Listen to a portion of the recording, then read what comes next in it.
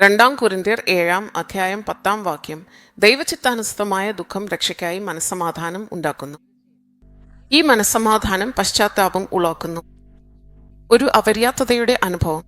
അതുകൊണ്ടാണ് ഭക്തി അഭിമാനത്തോടു കൂടി ഉണ്ടാകുന്നത്. അയ്യോ, ഞാൻ യോഗ്യനാണോ എന്ന്. എനിക്ക് വളരെ അയോഗ്യതകൾ ഉണ്ട്, എന്നെ ക്ഷമിക്കണമേ പ്രഭുവേ, കരഞ്ഞി പ്രാർത്ഥിക്കുന്നു. അതാണ് ദൈവത്തിന് ഏറ്റവും പ്രിയം. ദൈവത്തിന് സ്തോത്രം, ഹല്ലേലൂയ. പാപിയായ എന്നെ വളരെ പരിശുദ്ധനാണെന്ന് തോന്നുന്നു. അതിനാൽ ഞാൻ വളരെ അയോഗ്യനാണ്. എന്റെ ഈ ബലഹീനതകളിൽ നിന്റെ കൃപ നീ എന്ത് ചെയ്യണം? പൂർണ്ണമാക്കണം. ഞാൻ വളരെ ബലഹീനനാകുമ്പോൾ പോലും നീ എന്നെ ശക്തനാക്കുന്നു, കാരണം നീ എപ്പോഴും എനിക്ക് ഒപ്പമുണ്ട്. ദൈവത്തിന് സ്തോത്രം, ഹല്ലേലൂയ. നീ കവടിയല്ലാതെ ഒരു വേള നിന്റെ കുട്ടികൾക്കായി കരയുകയോ, ഭർത്താവിനായി കരയുകയോ, വിവാഹത്തിനായി കരയുകയോ, കുടുംബത്തിനായി ദൈവസന്നിധിയിൽ നീ കരയുകയോ ചെയ്താൽ ആ കണ്ണുനീർ ദൈവം അനുഗ്രഹമായി മാറ്റും.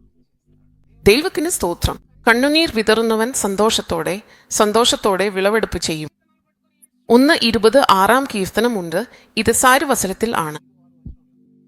ഈ കണ്ണുനീർക്ക് എത്ര വിലയാണെന്നും നിനക്ക് അറിയാമോ? വളരെ വിലയുണ്ട്. ദൈവസന്നിധിയിൽ കരയുന്നവൻ അനുഗ്രഹീതനാണ്.